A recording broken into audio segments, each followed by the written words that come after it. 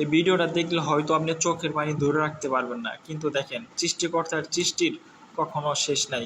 সে এমনভাবে সৃষ্টি করছে, কাউকে রাস্তায় রাখে, কাউকে পাঁচতলা রাখে, কাউকে গাছতলা রাখে। এইটাই হচ্ছে সৃষ্টির শ্রেষ্ঠ জীব হচ্ছে মানুষ। তাকে কতভাবে তাকে জন্মগ্রহণ করতে হয়, কতভাবে তাকে বাঁচতে হয়, কত কষ্ট করে তার দিন যাপন করতে হয়।